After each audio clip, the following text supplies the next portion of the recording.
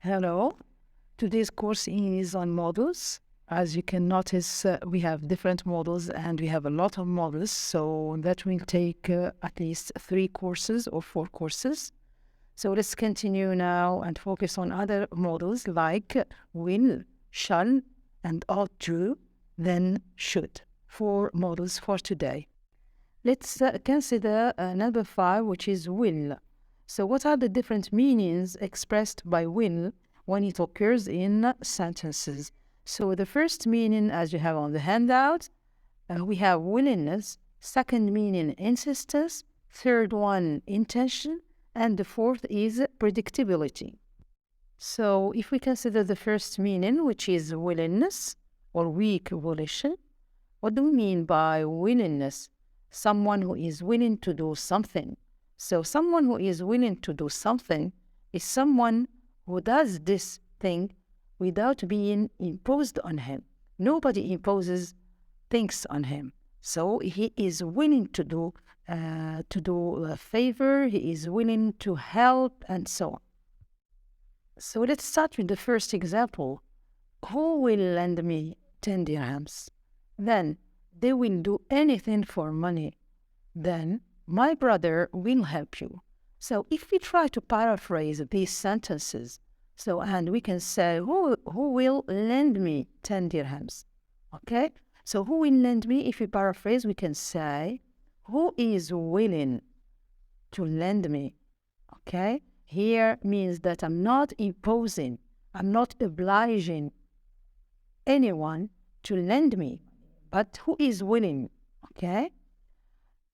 Then they will do anything for money means that they are willing to do anything for money. Okay? They're willing to sacrifice to do anything for money. My brother will help you. That is, my brother is willing. He wants to help you willingly. Okay? With no problem and so on. It's not imposed on him to help you, but he wants it. Okay? He wants it with no obligation from the outside.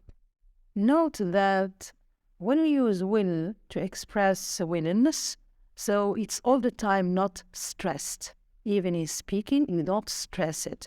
It can be contracted to le, and it's more common and it's more frequently used in request. The second meaning expressed by will is insistence. And here we can talk about strong volition. That is, when I want to do something and I insist to do it. Okay? Strong volition means that the volition or the wanting is from the speaker. He insists on that. Okay? So let's take the examples. Here we go for a swim every single day of the year. What does this mean? Or if we paraphrase, we can paraphrase and state that she insists on going, okay, for a swim. Or she is determined to go for a swim. I will go to the party, okay? I insist on going to the party. That is, nobody will stop me if I want to do something. If I insist on doing something, so nobody would stop me. So as for the third example, why will you keep making fun of me? So here, if we paraphrase, we could say, why do you insist on making fun of me? So here, there is a certain annoyance of the speaker. The speaker is really furious. He is really annoyed by the behavior of the listener or the addressee. So there is a sort of exaggeration from the part of the addressee and a sort of annoyance from the part of the speaker. So to note it down, will, when used in that meaning, that is, when used to express insistence, strong volition, in this case, it is stressed. It cannot be contracted. It cannot be contracted like will for willingness, okay? Will, when it expresses willingness, it can be contracted.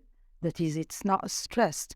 While when it expresses insistence, here it is stressed, okay?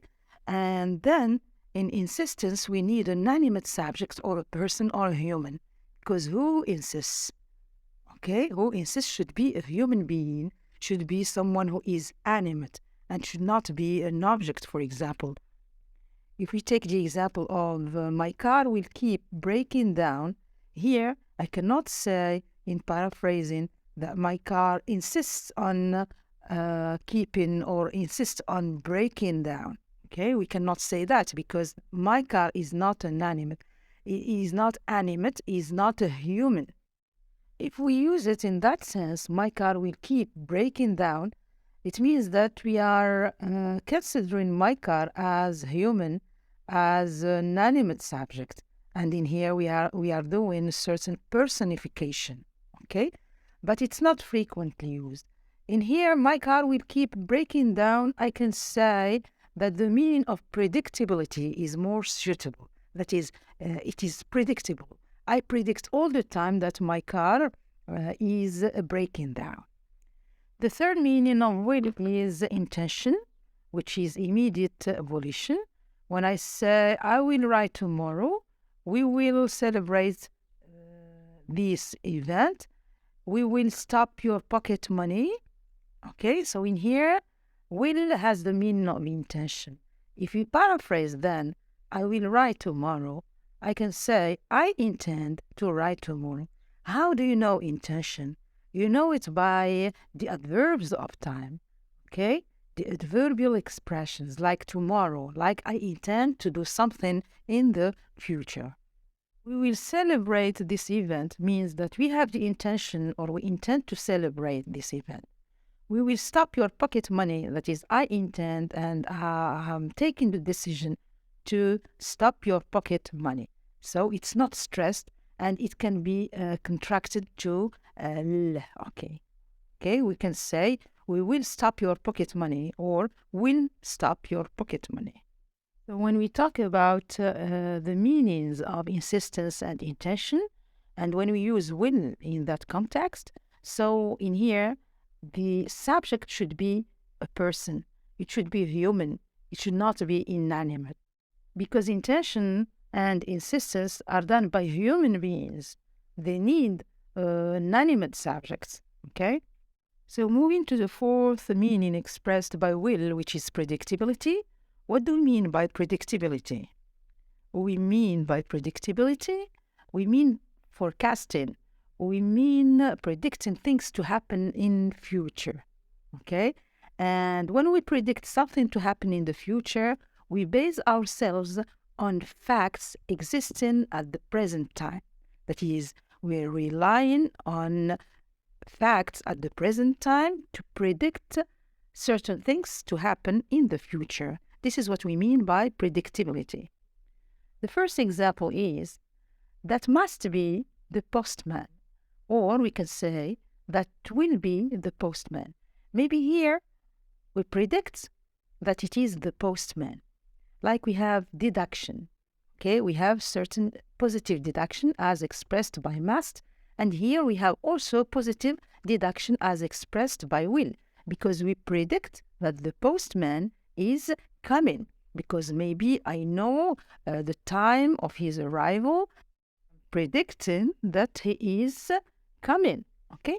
Second example, they must have arrived by now, or they will have arrived by now. So I'm deducing, I'm predicting that they have arrived by now. He will and he must be eating lunch now. Maybe I know the time of his lunch. Okay, so I'm deducing that he is eating now lunch. He will be eating lunch now. So I predict that he is eating lunch now. So prediction in here is a forecast of the future. So let's see in here will and must. So in here, there is a common point between will and must is in that they both express logical necessity or inferential must. What does it mean, this? It means that based on certain facts, we deduce, we infer things to happen later on in the future. We often use will to express prediction for the future in scientific statements.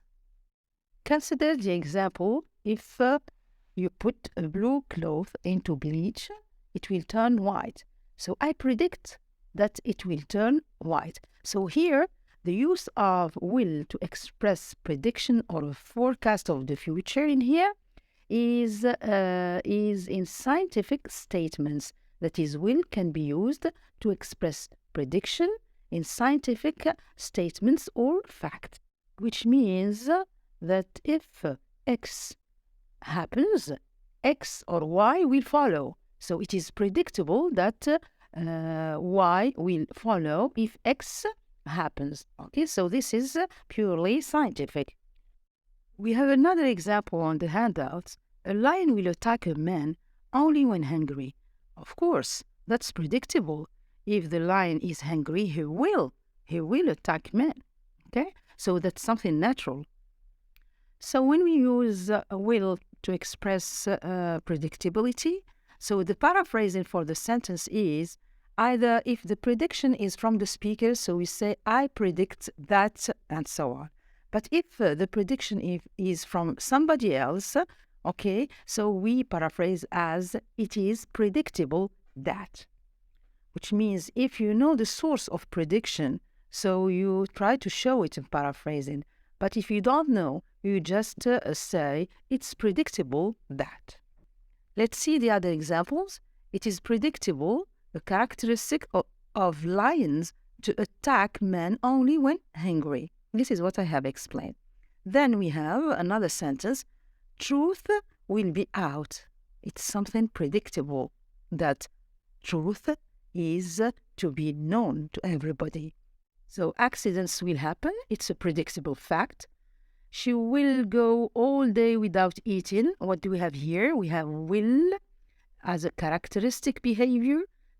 I can explain will in here in this sentence. She will go all day without eating. I can explain it or paraphrase it as she insists, okay, on going on all the day without eating. That's part of her characterizing features, not to eat. The other example is they will spend hours on end arguing about trivial things. So here we cannot say that the meaning of will is predictability, but we can say that it is insistence, okay?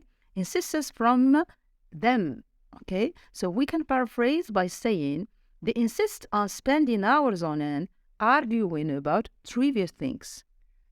The last example is she is mad, she will gossip for hours if you give her a chance. So here we're referring to a certain characteristic. We're referring to certain behavior from her, okay? So she will gossip, which means that there is a certain meaning of insistence from her part, that she will insist on doing that, on gossiping, if you give her a chance, okay? Some students may say concerning this sentence that it is also predictable. That is, we predict that she is gossiping for hours if you give her a chance, because we know her characterizing features and behavior, and she doesn't stop talking, so that's predictable from her part to gossip for hours. I can say yes. That depends on the way you paraphrase the sentence. This is what is more important, okay? So let's move to the second model in here, which is shall, which is similar to will, in that it expresses the same meanings like willingness, insistence, intention, and the future, okay? So willingness in here, which is weak volition, please follow with me on your handouts. So number 6, shall, willingness. So here the willingness is from the part of the speaker. So if we consider the first example, he shall be rewarded if he finds the criminal. Good boy, you shall have a bar of chocolate if we get home. Here, the willingness is from the speaker. It's from the one who utters the sentences.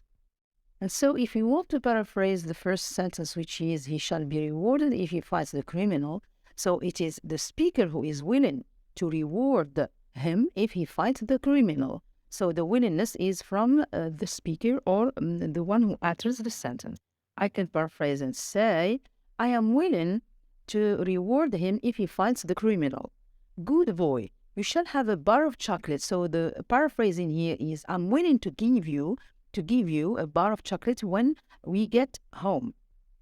You shall be treated as one of us. So here, if you paraphrase, that is, I'm willing to treat you as one of us. Okay, so the willingness is from the part of the speaker. To the second meaning expressed by shall, which is insistence, the same thing. Okay, so the insistence comes from the speaker. Let's see the examples. You shall obey my orders, which means that I insist that you obey my orders. Okay, the speaker insists. Okay, the second one, I will go out tonight and nobody shall stop me. I will go out. In here we have insistence from the first subject, the first person singular. I will go, that is, I insist on going out tonight, but nobody shall stop me. Okay, that is, nobody will stop me. In here, or shall and will have the same meaning to some extent. You shall be mine, or he shall be mine. Here, there is a sort of insistence from the speaker. Okay, you shall be mine, or he shall be mine. That is, I insist that he is mine. So when we have the second person singular and the third person singular as subject, so these sounds like comments or a challenge. When I say, for example, you shall be mine, or he shall be mine, this sounds like an order, a challenge, or a command. The third meaning of shall is intention. Okay, of course, the same thing, the intention is from the speaker. So let's see the examples. I shall write you. Okay, that is, I intend to write you. I will write you. I intend to write you. In here, will and shall can be used interchangeably. The same thing for the second example, which is, we shall stop your pocket money if you don't behave well. So here we can use also will. We will stop, or we shall stop. Here the intention is from the speaker. Okay, so both will and shall can be used interchangeably, as I said. We shall congratulate the winner, the same thing. That is, we intend. We can also use will. We will congratulate the winner. So note down that when we have the first person singular, which is the subject of the sentence, and at the same time he is the speaker of the sentence, in this case we can use will and shall interchangeably. If you consider the other sentences, like you shall be mine, here we have the insistence is from the speaker. The paraphrasing is, I insist on your being mine. Moving to the second example, which is, you will be mine. Here we don't have insistence, but we have predictability. That is, I predict, okay? I predict that you'll be mine, okay, one day. Then we have sentences like, you shall do as I do. Here we have a comment, and you will do as I do. Here, like the speaker is a bit exaggerating, okay? So they will leave before time is up. We can paraphrase it in terms of insistence, like they insist on leaving before time is up. Or I can also say that it is a forecasting of the future. They will leave before time is up. That is, I predict that they leave before time is up. So that depends on the paraphrasing that you adopt. We have another example like that you have on your handouts, of course, on page 3. So they shall leave before. Here, the insistence is from the speaker. And if I paraphrase, I can say, I insist that they leave before. Okay? So when shall is used in the second or the third person subjects, there is a strong volition, or we mean insistence. Okay? Shall plus the first person subjects, it means intention and also prediction for the future. When we have the same, with will, we have the same interpretation for all persons, as you can see on the chart. So if we compare shall and will in terms of these meanings, so we can say that concerning intention and predictability, both will and shall can be interchangeable. That is, you can use both models with no problems, okay? And the intention is coming from the speaker. The predictability is coming from the speaker or the subject, okay? But the slight difference is related to willingness and insistence. Okay, as I said, with the second and the third person subject, okay, the shall means insistence. Okay, and then shall with the first person subject means also intention. So concerning willingness for will, okay, that depends on the subject. So it is the subject who is willing to do something. And for shall, willingness comes from the second and or the third person subjects. Okay. The same thing for insistence. So concerning will, so we have a strong insistence coming from the subject, while in shall, the strong insistence is coming from the speaker, okay? And we always use the second or the third person subject. So this is as far as shall is concerned while compared with the will, okay? So now on your page 3 of your handouts or booklets, please, I want you to do the exercise there, which is state the meaning of each modal in the following. That is, you state the meaning, what is it, and then try to paraphrase the sentence. Try to rewrite the sentence without the modals. Try to paraphrase it to have the same meaning as expressed by the relevant modal, okay? Now take your handouts and move to the section on the modal ought to form, okay? So what are the different meanings expressed by this modal? So ought to has 3 different meanings. The first one is obligation, the second one is moral obligation, and the third one is logical necessity or conclusion. You may say that these meanings are the same as those of must. Yes, but still there is a difference between the two in terms of meaning or paraphrasing.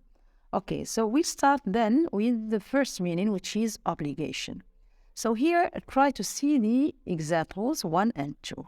You must get yourself a new outfit. You ought to get yourself a new outfit. So what's the difference between the use of must in 1 and the use of ought to in 2?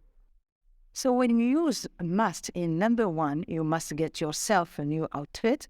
Here we have a strong obligation. While when we use ought to, we don't feel that strong obligation. So the strong obligation with must is coming from the speaker, okay? But the obligation of ought to is coming from outside, but not the speaker, okay? So if we try to paraphrase both sentences, you must get yourself a new outfit. Here, I oblige you to get yourself a new outfit, which means that the act of buying it will be carried out, okay? I'm sure, and there is a full confidence on the fulfillment of the action when we use must. I oblige you, okay? While when we use ought to for obligation, it is not strong obligation. It's not an obligation coming from the speaker, but it's coming from outside, okay? So we can paraphrase you ought to get yourself a new outfit as you are obliged, okay? You are obliged to get yourself, not I oblige you. When I say I oblige you, it means that there is a full confidence that you will do the action. But when I say you ought to get yourself, in here there is a lack of full confidence of the fulfillment of the action. That is, you are obliged, and that's all. So you see that obligation is the meaning of both must and ought to. But with must, it's a strong obligation. And it is only the paraphrasing that makes the difference clearer. Like when I use ought to, it's more a moral obligation, okay? It's more moral obligation. In here, like when I say, he must pay for all the damage he has caused, or he ought to pay for all the damage he has caused. So I'm now reading examples from your handouts, okay? Just try to follow me. So moral obligation, ought to for, he must pay for all the damage he has caused. here I oblige him, okay, or we oblige him to pay. That is, here we have strong obligation. While when we say he ought to pay for all the damage he has caused, here we have just a moral obligation. Whether he does that or not, whether he fulfills the action or not, we're not really sure about it. But with must, we are certain because we are obliging him to pay for all the damage he has caused. So this is the difference between the obligation with must and the obligation with ought to. So the obligation with ought to is more moral, okay?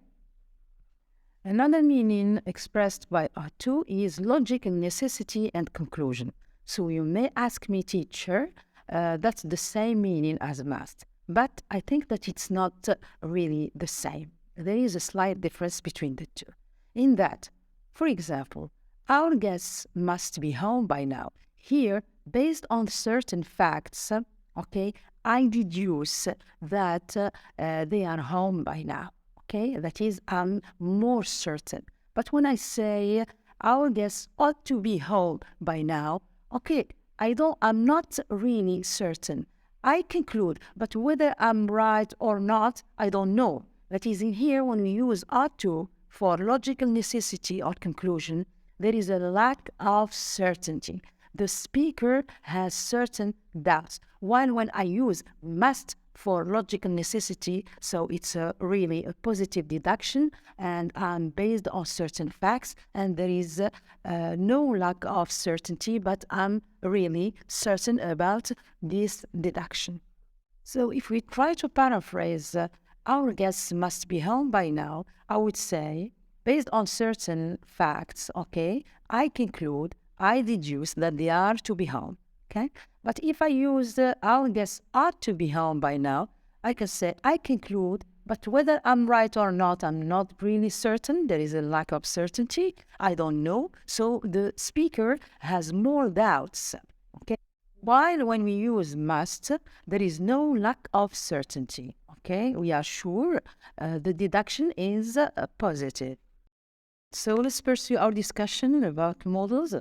So let's now finish with the modal should, which is the alternative of ought to. As you can notice, ought to and should are both used to express moral obligation. That is, you don't really oblige somebody to do something, but the obligation is just moral, okay? So let's see the example number 2 on your handout, page 4. So he ought to pay for the damage he caused, or he should pay for the damage he has caused, okay? So both in here, there is a sort of obligation, but that obligation is moral. So if you paraphrase these sentences, he ought to pay for the damage he has caused, or he should pay for the damage he has caused. So if we paraphrase, we can say, he is obliged, okay, to pay for the damage. He is obliged. Just this obligation is not from the authority, but this obligation is just a moral one. The second meaning that is expressed by should, and normally this is the difference between should and ought to, is that should is frequently used to express advice. When you want to advise someone, so you have to use should, okay? And ought to is more formal than should. Then, should is generally used to express advice, like in the examples you have on your handouts, page 4. You should see the doctor. He should take his medicine. That is, in here, what can be the paraphrasing of these sentences? You should see the doctor, so I can paraphrase this sentence as, I advise you to see the doctor. He should take his medicine, so I advise him to take his medicine. I'm not obliging him, I'm just advising him, okay? Whether he takes his medicine or not, whether he sees the doctor or not, okay, that's his own matter, okay? But I'm just advising him, I'm not obliging, okay? If we move to the third use of should, when we use should plus I or should plus we, like when I say, should I do this? Should we go? Okay, so should we perhaps wait until they finish? Should I pack your books for you? So in here, which type of use in here? Here, should plus I or we implies tentative suggestion. And it's always used in questions and more frequently used in formal situations and in polite suggestions. So if we consider the other example on your page 5 concerning should plus all persons, which means will probably. Okay, we take the example. If you post the letter now, it should be in Rabat tomorrow. The journey to Rabat shouldn't take more than 1 hour. Okay, so here what do you notice? We notice that should in here, should is used with it, okay? And the journey to Rabat shouldn't, that is, it's used also with the journey in here. So it means should here means will probably. So if we paraphrase the first sentence, we can say, if you post the letter now, it should be in Rabat tomorrow. If you post the letter now, it will probably, okay, be in Rabat tomorrow. The journey to Rabat shouldn't take more than 1 hour. If we try to paraphrase here, using will probably, okay, the journey to Rabat won't probably take more than 1 hour. Or we can say the journey to Rabat probably won't take more than 1 hour. Okay, so here when we have should plus all persons, it means, okay, or it can be paraphrased by will probably. So as you can notice, should has different uses and should expresses different meanings according to the context in which it occurs, okay? So let's move to the fifth use of should. And as you all know, should is used or may be used in conditional clauses. So as you have on your handout, page 5, if anything should go wrong, give me a phone call. If you should see him, tell him I need him. In here we have conditional clauses with if or if clauses, and you can notice that should is used in the if clause at the beginning, okay? So if anything should go wrong, give me a call. If you should, that is, should in here is used in the if clause, okay? And this use has a particular meaning. What is it? So if we try to paraphrase the first sentence, if anything should go wrong, give me a call. Here, there is a higher degree of probability, which means it's probable that something may go wrong. So it's probable, I'm not certain, but just something might go wrong, okay? So you can give me a phone call. We can paraphrase or state the sentence using other words like, if ever something goes wrong, give me a call. If ever, which means that there is a higher degree of probability. I'm not really sure, okay? It's just probable. And I'm sure that nothing would happen. Just in case, if ever something goes wrong, so give me a call. The same interpretation of the second example. If you should see him, although I'm sure that you won't see him, maybe I'm sure that he is abroad, he is too far, so you won't see him. But if you should see him, that is in case, if ever, although I'm sure and it's really probable to see him, okay? If you should, or in case you see him, tell him I need him. But I don't think that you will. There is a low degree of possibility. That is, that it is just probable, but I'm sure you won't see him, okay? So if you should see him, so in here I can state the sentence in this way, if you should see him, or if ever you see him, or in case you see him, although I'm sure that you won't, okay? Or we can also omit if, and if we omit if, the sentence structure would change. I could say, should you see him, tell him I need him, okay? So in the case of if clauses in here, when you use if, so should remains in its place, no problem. If you should see him, tell him I need him. But if we try to omit if, I cannot say you should see him, tell him. No, but still I have to express the condition, okay, in this sentence. So to express condition without if, and if you have should, so you have to invert and state, should you see him, tell him I need him. Should anything go wrong, give me a phone call. So here we are paraphrasing, and at the same time, we have the same meaning when we express the sentence with if or without if. So please remember this use. Maybe you're not familiar with this use of should, okay? So when should is used in if clauses, so it has that meaning of higher degree of probability, okay? And the paraphrasing is if ever or in case, although I'm sure that the action won't happen, okay? And if you omit if and you want to express the same meaning, okay, then you should invert should and move should to the pre-subject position and say, should anything go wrong, give me a call. Should you come across him, tell him that I want to see him. Then we have another use of should, as in number 6 on your handout, page 5.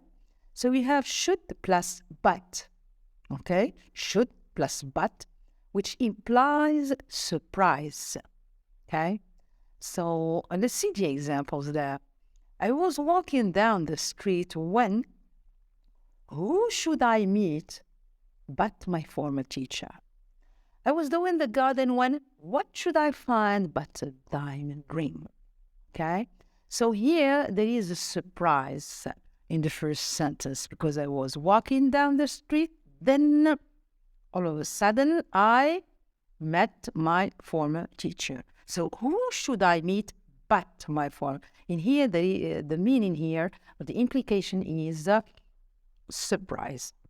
The same case for the second example. I was doing the garden when, what should I find but a diamond ring? Here, that is, I was digging the garden and then I was really surprised by finding a diamond ring. So what should I find but a diamond ring?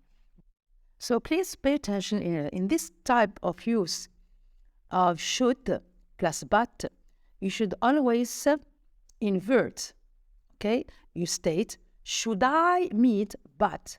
Should I find but? You see, we don't say I should find but we say should I. There is a sort of inversion of the modal shape. Number 7, another use of should, in number 7, page 5 of your handouts, should is used to describe qualities or to describe exasperation of the speaker.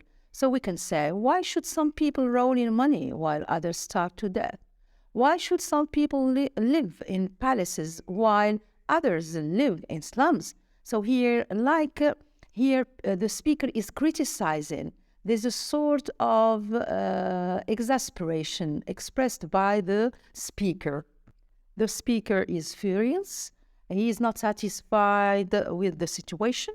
So you can use this, why should this, and so on, okay? So this is another use of should. Moving to number 8. Here we have another use of should, which is to express emphasis. And this use is only after impersonal phrases. So what do we mean by impersonal phrases? Impersonal phrases are phrases that starts with impersonal pronoun, like it, like that, okay? So in here, like we have certain impersonal phrases like it's important, it's odd, it's strange. So automatically after these impersonal phrases, so we have to use should, like the example on your handouts, page 5. Let's consider the example. It's odd that he should always be absent at general meetings. Okay, it's odd that he should. So you see in here, we have the phrase, the impersonal phrase, it's odd. And after it, we use should, okay? It's vital, okay, that these facts should be kept secret until our next meeting. So here we have another impersonal phrase, after which we can use should, okay? Then another use of should is in number 9. So in number 9, as you have on your handout, page 5, should may be used after verbs of emotion and after certain adjectives. So let's consider the sentences like, I feel sorry that you should be kept waiting. So here we have a verb of emotion, okay, feeling, and then we have an adjective, sorry. Then after that, we are using should. I'm annoyed that you should be kept waiting. So the same case in here, we have annoyed, which is functioning as adjective. And then after it, we use should. Then we have, I'm delighted that you should be kept waiting. The same case. So you can see in here clearly that whenever we have certain verbs of emotion, like feel, like, etc., and certain adjectives like sorry, annoyed, delighted, etc. So in here, we have to use should after that.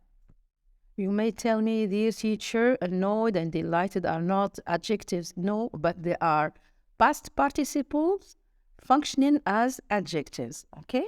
So after verbs of emotion and adjectives, we can use should.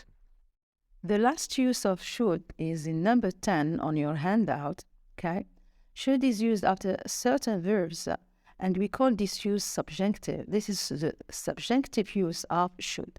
So among these verbs, we can mention suggest, propose, recommend, agree, arrange, command, consider, decide, insist, require, request, urge. So as an example there, we can consider, I recommend that you should be there on time if you want to see him. So we see the verb recommend, and after it directly we are using the modal should. And this is what I said, this is the subjunctive use of should. The second example, I request that you should finish your work before you go out. The third example is, I regret that he should behave that way. So far, we have covered the 4 modals, will, shall, ought to, and should. This is all about should. Thanks for your listening, and I wish you good luck. If you have any questions, please don't hesitate. Send them to me, and I will answer all of your questions. Thank you for your listening, and bye-bye.